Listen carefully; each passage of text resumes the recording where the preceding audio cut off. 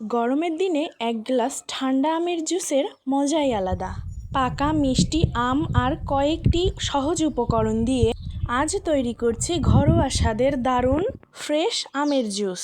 একবার বানালে বারবার খেতে ইচ্ছা করবে। চলুন দেখে নেওয়া যাক আমার আজকের মজাদার আমের জুস রেসিপি।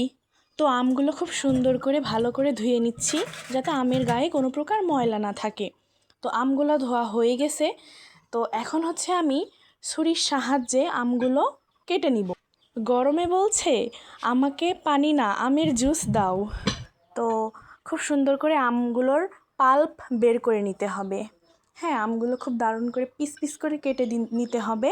যে এই আমের সিজনে আম খেতে পারিনি, সে এই জুসে ক্ষতিপূরণ পেয়ে যাবে। তো একটি ছুরির সাহায্যে আমি খুব সুন্দর করে কিউব কিউব করে কেটে নিচ্ছি আমগুলো। এইভাবে কিউব কিউব করে যদি কেটে নেওয়া হয় তাহলে খুব সহজে আমের পাল্পগুলো বের করে নেওয়া যায়। তো আমি কিউব কিউব করে আমগুলো কেটে দেখাচ্ছি কি সুন্দর আমের খোসা থেকে আমগুলো উঠে আসছে। তো এখন ছুরির সাহায্যে কেটে এগুলো একটা বাটিতে নিয়ে নিচ্ছি। দেখতেই পারছেন কি সুন্দর আমের পাল্পগুলো নিয়ে নিয়েছি। তো এখন আমি এর ভিতরে সামান্য পরিমাণ চিনি দিব। যদিও আম অনেক মিষ্টি, তাও একটু আমি মিষ্টি খেতে বেশি পছন্দ করি, তাই 2 চামচ মতো চিনি দিয়ে নিয়েছি। তো দেখেন আমি ব্লেন্ডারে ব্লেন্ড করে নিয়েছি, আপনারা চাইলে হাত দিয়ে চিপেও করতে পারেন। তো এখানে পরিষ্কার একটি কাঁচের গ্লাস নিয়ে নিয়েছি।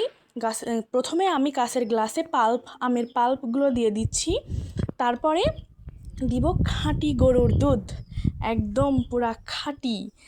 মানে এটা হচ্ছে আপনারা যদি খাঁটি গরুর দুধ দেন তাহলে বেশি টেস্ট পাবেন। তো আমি চেয়েছিলাম একটি লেয়ার করে, প্রথমে আমের পাল্প দিয়েছি, তারপরে মাঝখানে দুধ দিয়েছি, তারপরে আবার আমের পাল্পগুলো দিয়ে দিচ্ছি।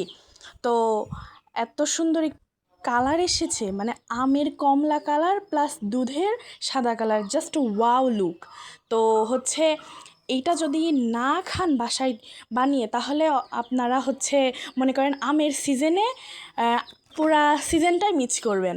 সবচেয়ে মজার ব্যাপার, এইটা খেলে গরমও লজ্জায় পালাবে। তো অবশেষে আমার আমের জুসটা রেডি। তো আমার ভিডিওটি কেমন লেগেছে অবশ্যই কমেন্ট করে জানাবেন, এবং ভালো লাগলে অবশ্যই আমার চ্যানেলটিকে ফলো করবেন। তো আমি লাস্টে একটু খুব সুন্দর করে আম এবং দুধটা সুন্দর করে মিশিয়ে নিচ্ছি। এটাই কালার হচ্ছে আরও সুন্দর এসেছে, যখন একসাথে মিক্সড হয়ে গেছে আরও দারুণ কালার এসেছে। এবং আমি কিছু বাদাম দিয়ে ডেকোরেশন করে নিচ্ছি। আর এটা হচ্ছে আপনারা আপনাদের ইচ্ছা মতো ডেকোরেশন করে নিতে পারেন, চাইলে উপরে কুচি আম কেটেও দিতে পারেন। তো আমার এখানে বাদাম ভালো লাগে, তাই আমি বাদাম দিয়ে উপরে ডেকোরেশন করে নিয়েছি।